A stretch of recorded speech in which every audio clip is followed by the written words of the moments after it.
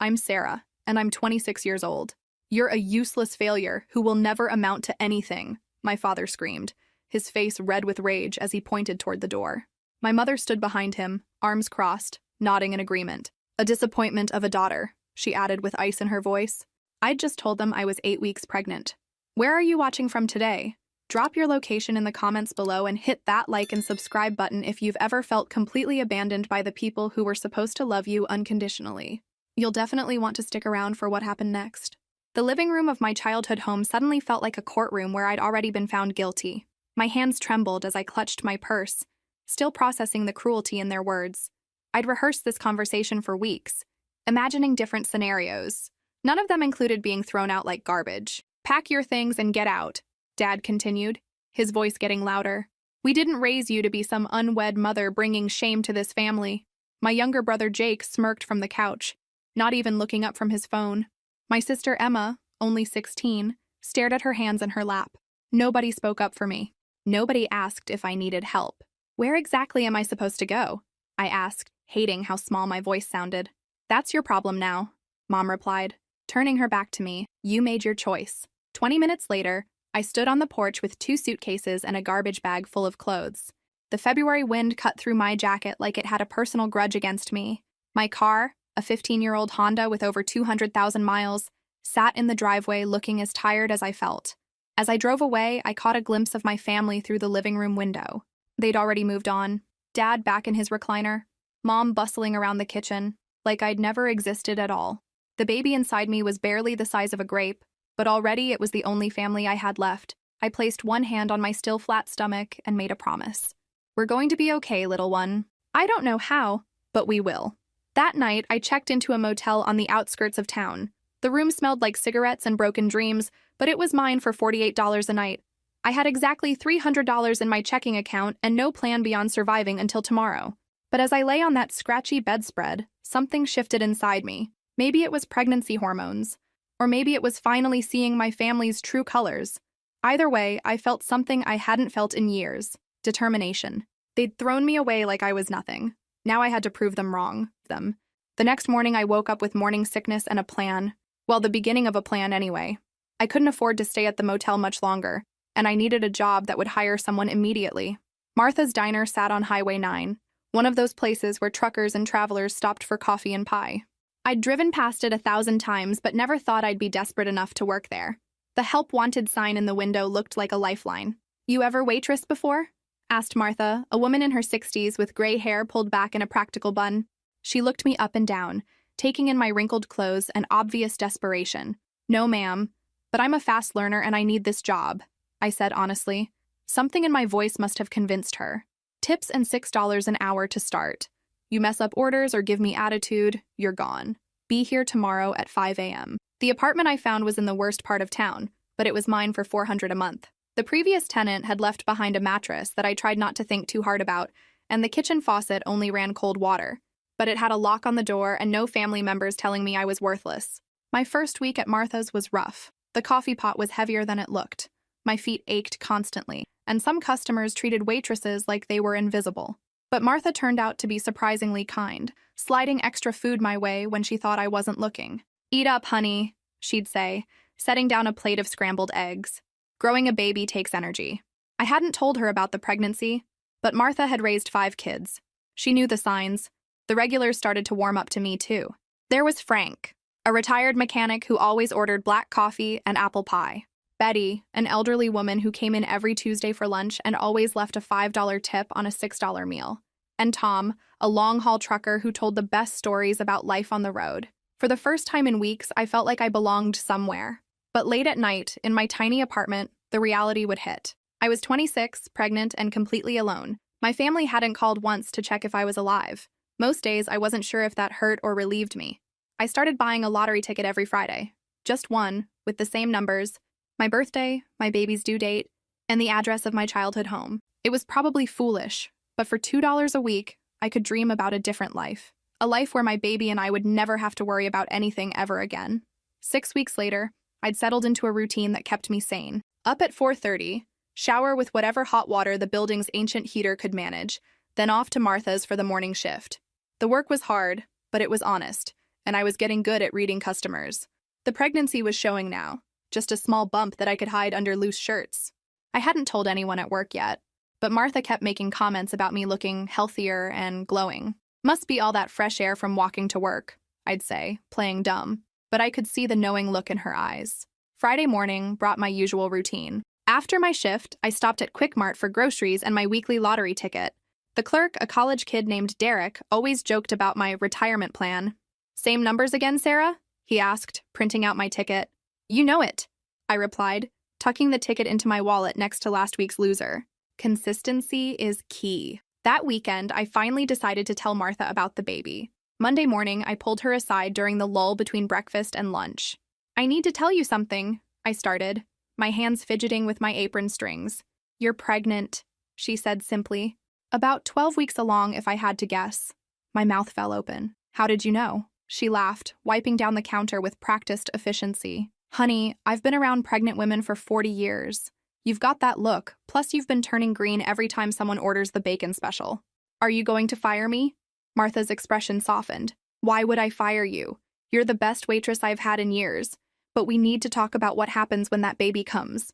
Relief washed over me so completely I almost started crying right there in the middle of the diner. "Thank you, Martha. I won't let you down." "I know you won't, sweetheart. Now, have you been taking vitamins? Because I've got some extras at home." This was what family was supposed to feel like, I realized. People who cared about your well-being without expecting anything in return. People who supported you when you needed it most. That evening, I sat in my apartment with a cup of tea, finally feeling optimistic about the future. I had a job, a place to live, and someone who cared about me and the baby. It wasn't the life I'd planned, but it was mine. The lottery ticket from Friday sat on my kitchen table, forgotten until I remembered Saturday's drawing. I pulled up the numbers on my phone, more out of habit than hope. My fingers went numb as I checked the numbers once, twice, 3 times. I'd won. I stared at my phone screen until my eyes burned, certain I was hallucinating. The numbers on the lottery website matched the ones on my crumpled ticket perfectly. Every single one. First prize, $140 million. My hands shook so violently I dropped the phone. It clattered against the kitchen table, and I just sat there breathing like I'd run a marathon. This couldn't be real. Things like this didn't happen to people like me. But when I picked up the phone again, the numbers were still there, still matching. I called the lottery office 3 times before I found the courage to actually speak to someone. The woman on the phone was patient as I stumbled through my information, asking me to repeat my ticket numbers twice. "Congratulations, ma'am," she said. "You'll need to come to our main office in Denver to claim your prize. I'd suggest bringing a lawyer." A lawyer. I didn't even have a proper winter coat, and she was telling me to bring a lawyer. The next few days passed in a fog. I kept working my shifts at Martha's, partly because I needed the money to get to Denver, and partly because I was terrified this was all some cruel joke. But Martha noticed something was different. "You seem distracted lately," she said Wednesday morning, refilling the coffee pot. "Everything okay with the baby?" "The baby's fine," I said, and it was true. For the first time since I'd found out I was pregnant, everything was going to be fine. I drove to Denver that Friday in my beat-up Honda, praying it would make the 3-hour trip without breaking down. The lottery office was in a gleaming downtown building that made me feel underdressed in my thrift store clothes. The meeting itself was surreal. Papers to sign, photographs to take, decisions about lump sum versus payments. I chose the lump sum, even after taxes. $91 million, deposited into an account I'd opened that morning. "What will you do first?" asked the public relations woman, holding a massive cardboard check for the photos. I thought about my family, who'd thrown me out for being pregnant. I thought about my tiny apartment with no hot water. I thought about my baby, who would never know what it felt like to be unwanted. "Disappear," I said with a smile. And for the first time in months, I meant it. The first thing I bought was a reliable car. Not anything flashy. I wasn't ready for that kind of attention yet, but a used Toyota that would start every morning and had working heat. The salesman kept asking if I was sure I didn't want to look at something newer, but I wasn't ready to explain where my money had come from. Next was a real apartment. I found a furnished 2-bedroom in a quiet part of town, with actual hot water and a kitchen that didn't smell like cigarettes. The landlord wanted first month, last month, and a deposit. I paid 6 months upfront in cash, just because I could.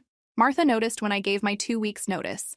"You find something better?" she asked, genuinely concerned. "You could say that," I replied, unable to stop smiling. "But Martha, you saved my life these past few months. I want to do something for you." I slipped her an envelope with $10,000 cash inside. For all the free meals and kindness. She opened it, gasped, and immediately tried to hand it back. Sarah, I can't take this. Where did you even get this kind of money? I won the lottery, I said simply. And you were the only person who treated me like family when my real family threw me away. Martha hugged me so tight I could barely breathe, tears streaming down both our faces. You promise me you'll stay smart with that money, she whispered. I promise. The next few weeks were a whirlwind of quietly setting up my new life. I met with financial advisors, opened investment accounts, and bought a modest house in a nice neighborhood across town. Nothing too extravagant, a 3-bedroom with a yard where my baby could play someday. I also started seeing a real doctor for prenatal care instead of relying on the free clinic. Dr. Rodriguez was kind and thorough, assuring me that both the baby and I were perfectly healthy. You seem much more relaxed than most first-time mothers, she observed during one appointment. I've had some recent good news, I said, one hand on my growing belly. Financial stress is off the table. But the best part was the silence. No phone calls demanding money for bills I didn't create. No guilt trips about family obligations. No one telling me I was worthless. I decorated the nursery in soft yellows and greens, not knowing if I was having a boy or girl, but wanting my baby to come home to something beautiful. As I hung tiny clothes in the closet, I imagined all the ways I'd make sure this child knew they were wanted and loved. My phone hadn't rung once since I'd moved. Not that I was surprised. My family had made their position clear. But sometimes, late at night, I wondered if they'd noticed I was gone. That question got answered sooner than I expected. The call came on a Tuesday morning while I was reading pregnancy books in my new living room. An unknown number, but the area code was familiar. Against my better judgment, I answered. Sarah, honey, is that you?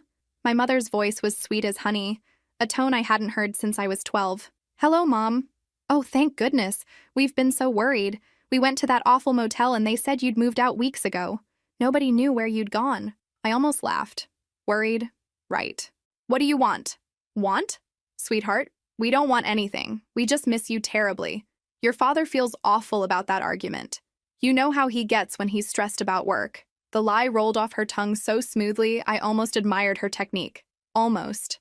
How did you get this number? Well, we hired someone to find you. A private investigator. We were that concerned. Her voice took on a wounded quality. Sarah, we need to talk. All of us. Can you come home for dinner Sunday? Through the window of my beautiful new house, I watched a neighbor walking her dog. Normal people, living normal lives, probably never having to question whether their parents actually loved them or just needed something. I don't think that's a good idea, Mom. Please, sweetheart, we're family. This is where you belong, and we want to help with the baby. We've been thinking maybe we were too harsh before. There it was. They knew about the baby, which meant they'd been watching me somehow. The investigator, probably. Help how? Well, you can move back home, save money. We'll help with childcare when you go back to work. It takes a village, you know. I could picture it perfectly. Me back in my childhood bedroom, dependent on them again, listening to subtle digs about my life choices while they played doting grandparents for their friends. That's generous, but I'm doing fine on my own. A pause. When Mom spoke again, her tone was sharper. Sarah, be realistic. You're a single mother working at a diner. You can't possibly be doing that fine. They didn't know. Somehow, despite hiring someone to find me, they didn't know about the lottery. This conversation suddenly became much more interesting. You're right, I said, letting a note of defeat creep into my voice. It has been hard. Of course it has, sweetheart. Come home Sunday. We'll figure everything out together. After I hung up, I sat in my designer living room, pregnant and worth $91 million, and started planning exactly how this family reunion was going to go. They wanted their daughter back? Fine. They were about to meet the new me. Sunday came faster than I expected, and I spent the morning carefully choosing my outfit. Not too nice. I didn't want to blow my cover yet, but not the thrift store clothes they'd last seen me in either. I settled on simple jeans and a maternity sweater that showed my bump clearly. Let them see what they'd thrown out. The drive to my childhood home felt surreal. I was making this trip in my reliable Toyota, pregnant and secretly wealthy, returning to the people who'd called me a worthless failure. The irony was so thick I could taste it. My heart hammered as I pulled into the familiar driveway. Dad's truck sat in the same spot it had occupied for 15 years. Mom's garden gnomes still lined the walkway, though someone had added new ones since I'd been gone. The house looked exactly the same, like a museum of my former life. Before I could knock, the door swung open. Mom stood there beaming, arms wide like she was greeting a beloved daughter returning from college instead of the pregnant woman she'd thrown out 3 months ago. Sarah! Oh, sweetheart, look at you. She pulled me into a hug that smelled like her familiar perfume and felt completely foreign. "You're glowing. Pregnancy suits you beautifully." The same woman who'd called me a disappointment now gushed over my appearance. I wondered if she practiced these performance pieces in the mirror. "Hi, Mom. Come in, come in. Everyone's here. We're having pot roast, your favorite." It wasn't my favorite. That was Jake's preference. But I didn't correct her. The living room looked unchanged except for one glaring addition: a baby swing still in its box, positioned prominently near Dad's chair. "Sarah!" Emma bounded over, genuine excitement lighting up her face. At 16, she was the only family member whose reaction felt authentic. "I've missed you so much. Are you okay? Where have you been living?" "I found a place across town," I said vaguely, hugging my sister back. She was the one person I genuinely missed. Dad emerged from the kitchen, his expression carefully neutral. Gone was the red-faced fury from our last encounter. Now he wore the mask of a concerned father. "Sarah, you look, well," he gestured toward the couch. "Sit down, please. You shouldn't be standing in your condition." My condition. 3 months ago, my pregnancy had been cause for banishment. Now it was something requiring delicate care. Jake lounged in his usual spot, game controller in hand, barely acknowledging my presence with a grunt. Some things never changed. "We ordered Chinese, too," Mom called from the kitchen. "I know how pregnancy cravings can be unpredictable. We want you to have options." The royal treatment continued through dinner.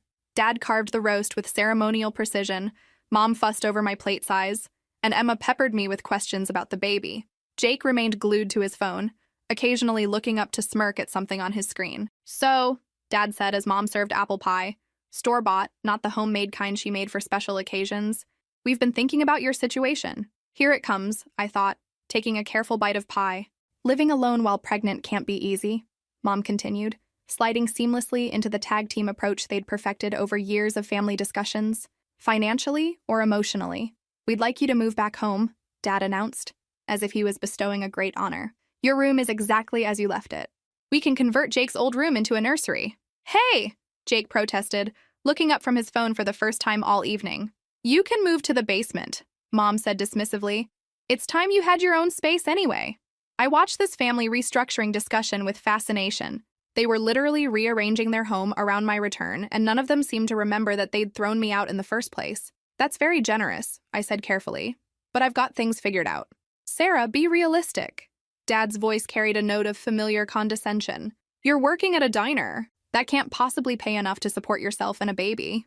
"We're not trying to control your life," Mom added, though her tone suggested exactly the opposite. "We just want what's best for you and our grandchild." Our grandchild.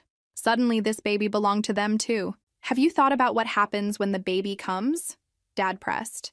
"Childcare costs, medical bills, college savings. This is expensive stuff, Sarah." They painted a picture of financial disaster that would have terrified me 3 months ago. Now, sitting on $91 million, I found their concern almost comical. "We can help," Mom said softly. "Dad's been working overtime to build up savings for the baby. We want to be involved grandparents." The manipulation was masterful.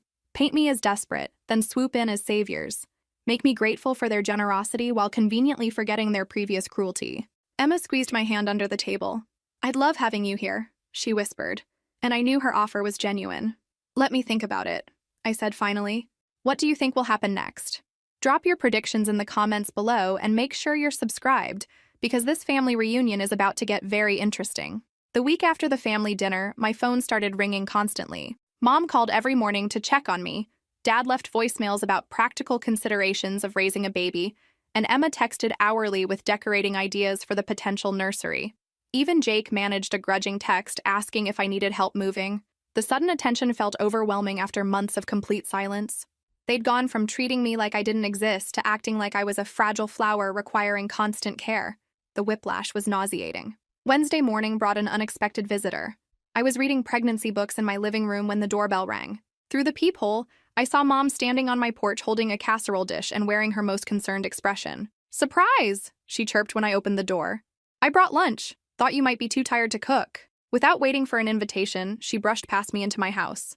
I watched her take in the spacious living room, the new furniture, the obvious signs that I was doing much better than they'd assumed.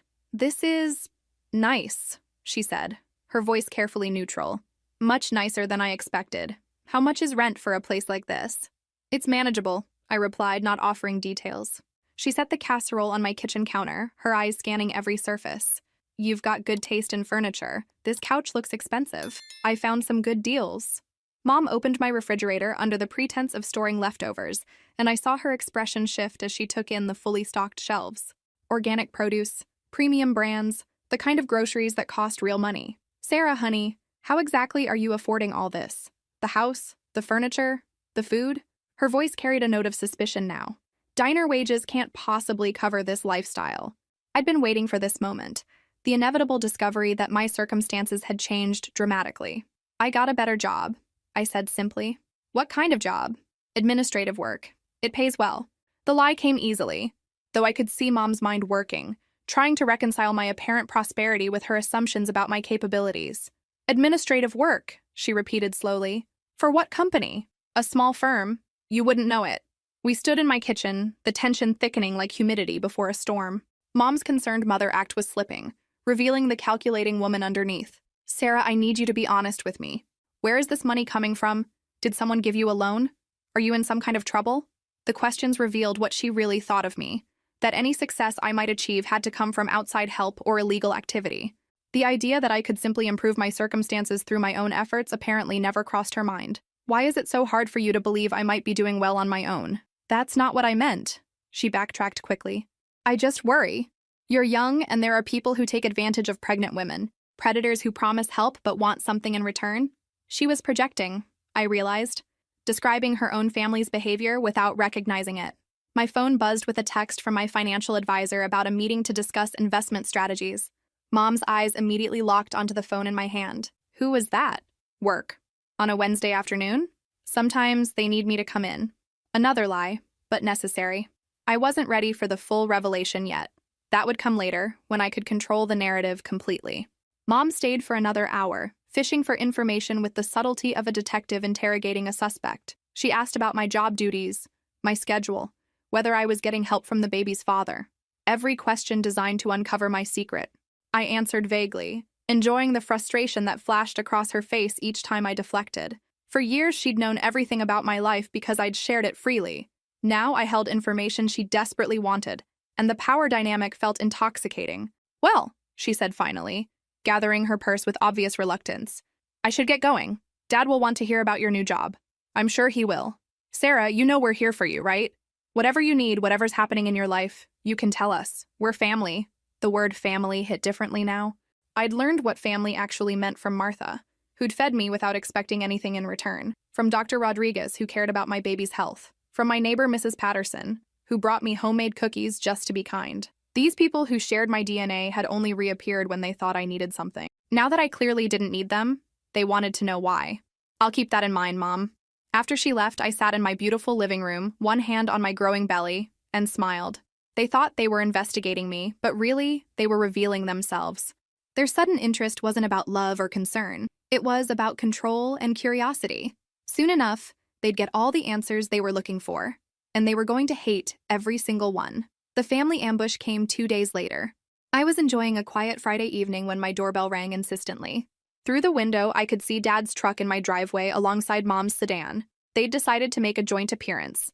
Dad stood on my porch looking stern and official, like he was there to deliver important news. Mom hovered behind him, clutching her purse like a shield. The concerned parent act had been replaced by something more aggressive. "We need to talk," Dad announced the moment I opened the door, "about these secrets you've been keeping." They pushed past me into my living room with the confidence of people who believed they had every right to answers. Dad positioned himself near the fireplace like he was conducting a board meeting, while Mom perched on the edge of my couch. "Sarah, we know you're lying about something," Mom said without preamble. "The job story doesn't add up. No administrative position pays enough for all this." She gestured around my living room like it was evidence of criminal activity. "So, we did some research," Dad continued. "Called around to local businesses asking about administrative positions. Nobody's heard of hiring anyone matching your description. They'd been investigating me. My own parents had spent their week calling potential employers, trying to catch me in a lie. The violation felt intimate and infuriating. "You've been checking up on me?" "We're concerned," Dad said, his voice taking on the patronizing tone I remembered from childhood lectures. "Young women in your position are vulnerable to all kinds of schemes. Drug money, prostitution, sugar daddies. We've seen it happen." The accusations hit like physical blows. In their minds, I was either a criminal or a victim. The possibility that I might have legitimately improved my circumstances apparently never occurred to them. "That's what you think of me?" I asked, my voice dangerously quiet. "That I'm either selling drugs or selling myself? We don't know what to think," Mom replied, tears threatening at the corners of her eyes. "You disappeared for months, then reappeared living like this.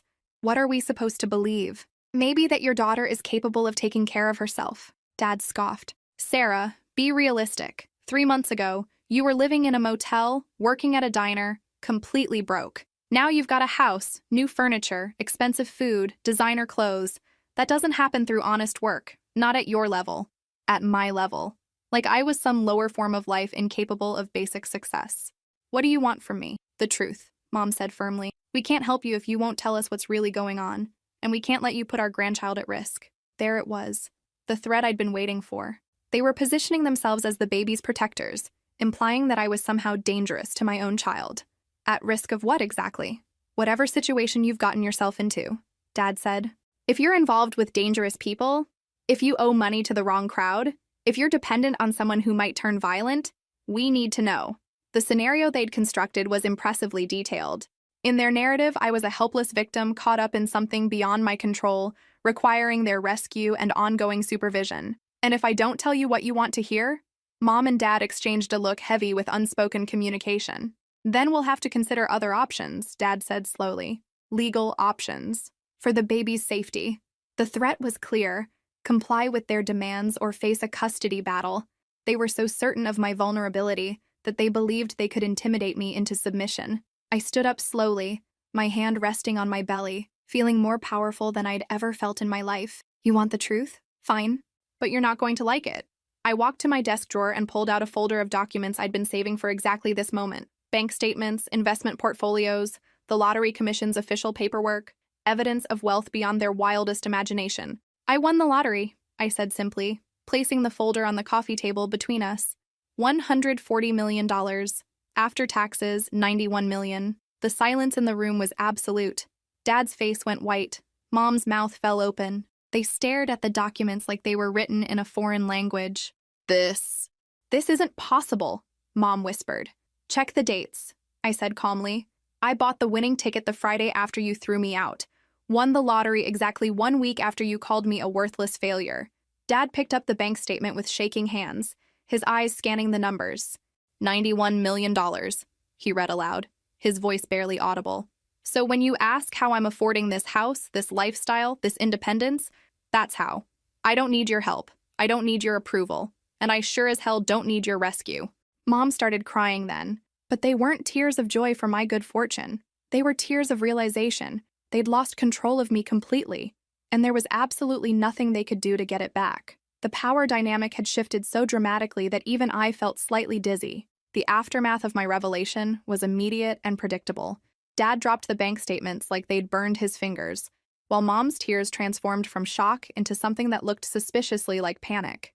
$91 million, Dad repeated, seeming to test whether the words made more sense the second time. They didn't. "You've been sitting on $91 million this whole time, while we worried ourselves sick about your welfare," Mom added, her voice taking on an accusatory edge. "While we lost sleep wondering if you were safe, if you had enough to eat, if you needed help." I almost laughed at the rewriting of history happening in real time. They'd worried themselves sick for exactly 0 days after throwing me out. But now my lottery win was somehow a betrayal of their non-existent concern. "Why didn't you tell us?" Mom continued, her tears drying up with remarkable speed. "We're your family. We had a right to know." "A right?" I kept my voice level, though anger was building in my chest like pressure in a tea kettle. "The same right you exercised when you called me a worthless failure and threw me out of your house?" Dad's face flushed red. That was different.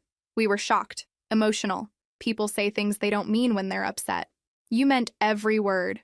"No, we didn't," Mom said quickly. "We love you, Sarah. We've always loved you. Yes, we handled the pregnancy news badly, but we never stopped caring about you." The gaslighting was so smooth it was almost artistic. In their version of events, they were loving parents who'd made a single mistake, not people who'd abandoned their pregnant daughter without a backward glance.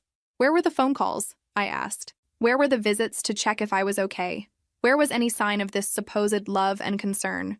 "We thought you needed space," Dad said weakly. "For 3 months, We were giving you time to realize that family is important, Mom explained. We thought you'd come back when you were ready to be reasonable. Reasonable. Their code word for compliant. But you didn't come back. Dad continued, his voice hardening. You stayed away, living this secret life, lying to us about your circumstances. I didn't owe you explanations. You're our daughter, Mom exploded. Of course you owe us explanations. We raised you, fed you, clothed you, put a roof over your head for 18 years. That doesn't just disappear because of one argument. And there it was, the family debt that could never be repaid. According to their logic, basic parental responsibility had created a lifetime obligation on my part. I won the lottery 1 week after you disowned me, I said quietly. 1 week. Do you understand what that means? They stared at me blankly. It means that when I needed you most, when I was scared and alone and pregnant, you weren't there. The universe provided for me instead. And now that you know I don't need you anymore, suddenly you want to be involved. That's not fair, Dad protested. We didn't know you were going to win the lottery. Exactly my point. You made your decision based on who you thought I was. A worthless failure who would never amount to anything. You were wrong. Mom's expression shifted, and I could see her calculating. The tears stopped completely, replaced by the focused attention she gave to solving problems. Sarah, we made mistakes. We admit that. But we're here now, and we want to make things right. How? Well, for starters, you shouldn't be living alone while pregnant. And you'll need help with the baby. Financial resources are wonderful, but you can't buy family support. I watched her pivot in real time, transforming from concerned parent to necessary service provider. She was repositioning herself as indispensable despite the obvious evidence to the contrary. I think I've been managing pretty well on my own. Have you?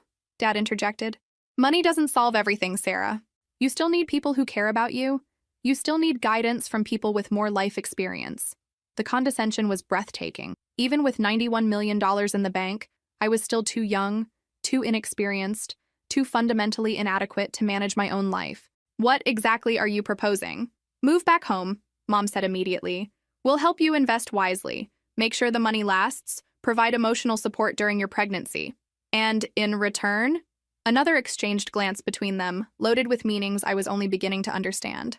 We're family, Dad said simply. We don't need anything in return except the chance to be part of your life again. The lie was so obvious it was almost insulting, but I played along, curious to see how far they'd take this performance. I'll consider it, I said.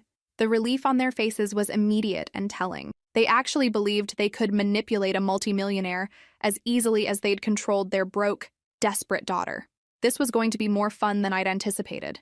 The next 2 weeks revealed the true extent of my family's delusions. Now that they knew about the money, the subtle manipulation transformed into something much more aggressive. Phone calls came daily, each conversation peppered with increasingly obvious hints about their own financial struggles. Your father's truck needs major repairs, Mom mentioned during one call. The transmission is going out, and you know how expensive those are to fix. Emma's been looking at colleges, Dad added during another conversation. It's heartbreaking how much tuition costs these days. We want to help her, but our savings just aren't what they used to be. Even Jake, who'd barely acknowledged my existence for years, suddenly became chatty. I've been thinking about starting my own business, he announced during a surprise visit. Just need some startup capital. Nothing major. The requests weren't direct. They were too smart for that. Instead, they painted pictures of hardship and dropped hints about opportunities, waiting for me to volunteer assistance like the dutiful daughter they still believed I could become. But the real revelation came when I decided to test their intentions definitively. I called a family meeting for Saturday afternoon, claiming I had important news to share. They arrived at my house with an eagerness that was almost comical. Dad in his best shirt, Mom carrying homemade cookies, even Jake managing to shower and change clothes for the occasion. I've been thinking about what you said, I began once they'd settled in my living room, about family being important, about needing support during this time. Their faces lit up with identical expressions of satisfaction. Finally, the prodigal daughter was seeing reason. So I've made some decisions about the money. Mom leaned forward, her eyes bright with anticipation. I'm setting up a trust fund for the baby's education. $5 million, managed by professional advisors. Untouchable until college age. Nods all around. This was sensible, responsible, exactly what they'd hoped to hear. I'm also donating $10 million to charity, the local women's shelter specifically. I want to help other women who've been thrown out by their families during crises. The temperature in the room seemed to drop several degrees. Dad's smile became forced, while Mom's expression shifted to something resembling panic. That's Very generous, Dad said carefully. But don't you think you should be more conservative with the money? Maybe start with smaller donations, see how it goes? I've also decided to buy Martha's diner, I continued, ignoring his suggestion. The woman who hired me when no one else would deserves to retire comfortably. I'm paying her $2 million for the business and giving her another $1 million as a thank you gift. Mom's face had gone completely white. She was watching me give away money at an alarming rate, money that she'd clearly been mentally spending on her own family's needs. Sarah, she said, her voice tight with poorly controlled desperation, these are lovely gestures, but you need to think about your own future and your child's future. This kind of spending is reckless. Is it? I'll still have over $70 million left. That might sound like a lot now, but money disappears faster than you think. You need to be practical. I stood up and walked to my window, looking out at the garden I'd been planning. You know what's interesting? When I was broke and pregnant, living in a motel, working at a diner for tips, none of you were concerned about my future. Now that I have more money than I could spend in 3 lifetimes, suddenly you're worried about my financial security. That's not fair, Jake protested. Jake, we didn't know how bad things were for you. You didn't want to know. Emma, who'd been unusually quiet throughout this entire exchange, finally spoke up. Sarah, are you doing all this because you're mad at us?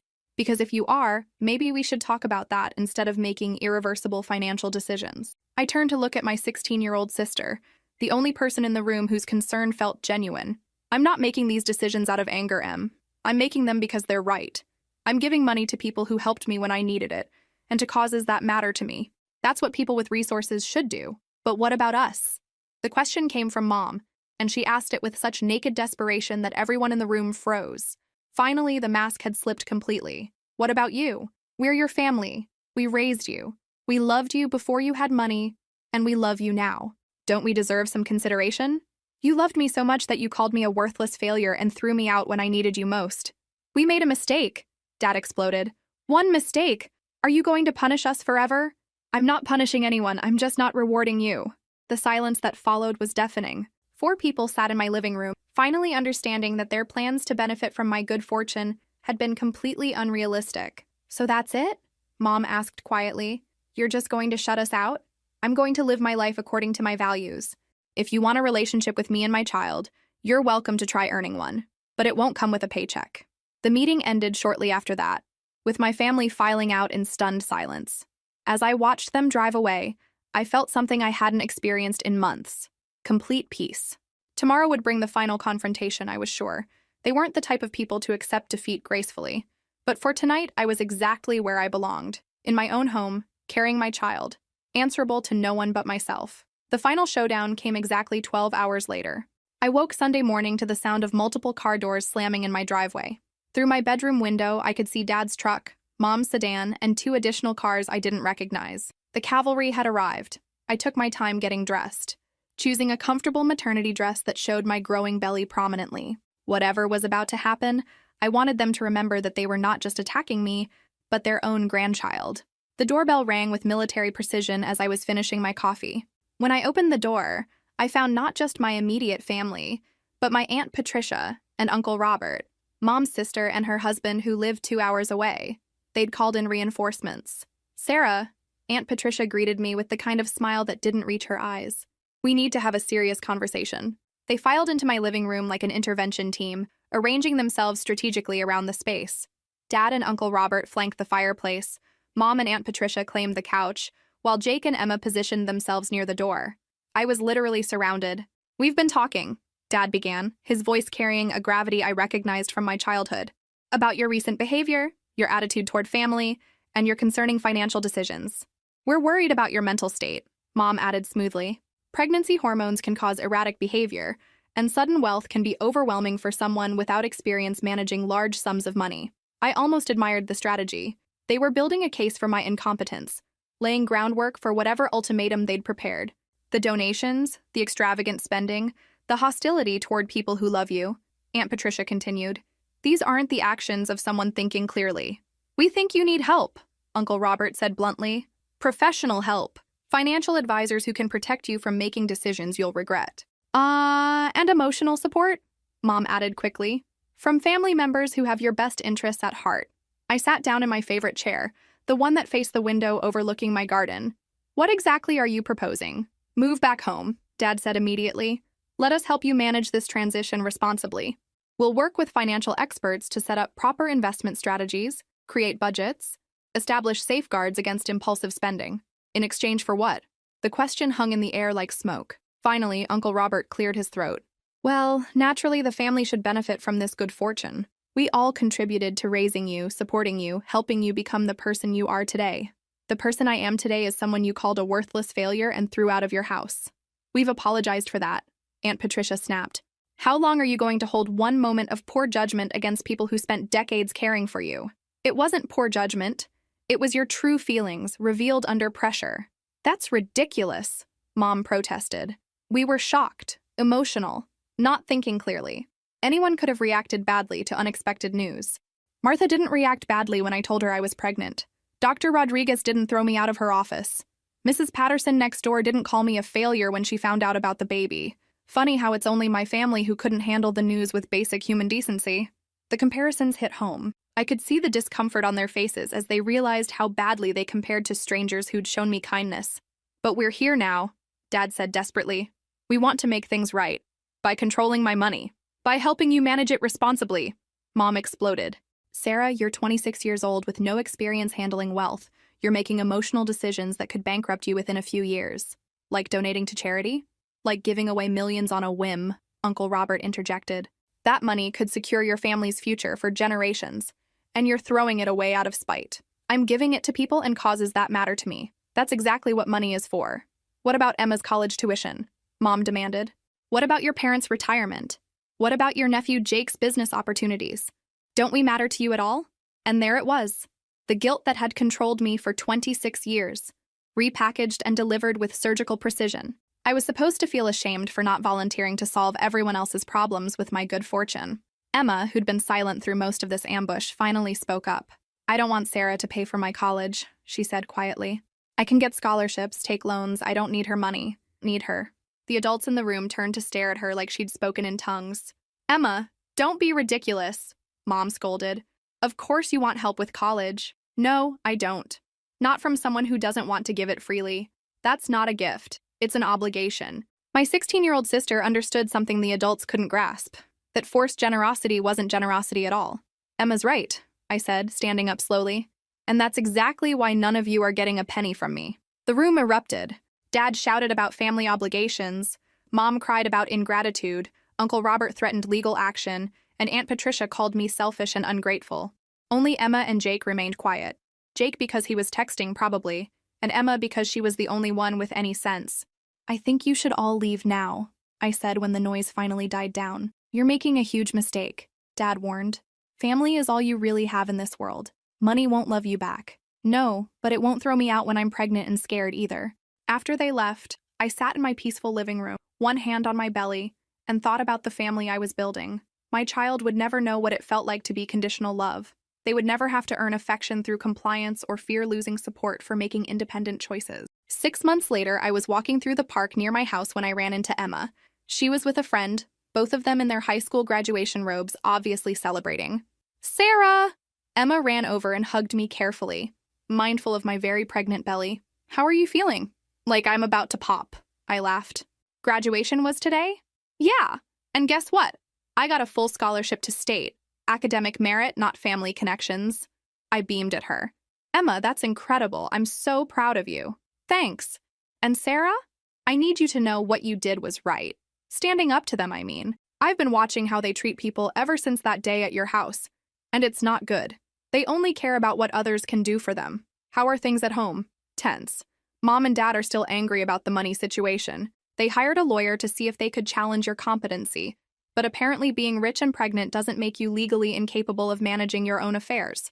We walked together for a while, talking about her college plans and my preparations for the baby. As we reached the park entrance, Emma turned to me with a serious expression. I know they're our family, but you don't owe them anything. You've built something good for yourself and your baby. Don't let them guilt you into destroying it. 3 weeks later, I gave birth to a healthy baby girl. I named her Hope, because that's exactly what she represented. Hope for a better future, hope for unconditional love, hope for a family built on genuine care rather than obligation and manipulation. Martha was the first visitor at the hospital, bringing homemade cookies and tears of joy. Mrs. Patterson came next, carrying a hand-knitted blanket. Dr. Rodriguez stopped by after her shift, beaming with professional pride and personal affection. My birth family never called. As I held Hope in my arms that first night, watching her sleep peacefully in the nursery of our beautiful home, I realized something profound. I hadn't lost a family when I won the lottery. I'd gained the resources to find my real family, the people who celebrated my successes, supported my dreams, and loved me without conditions or expectations. The lottery ticket that changed everything hadn't just made me rich, it had made me free. If this story resonated with you, make sure to like and subscribe for more inspiring stories of people who chose themselves when no one else would. Sometimes the family we create is stronger than the family we're born into.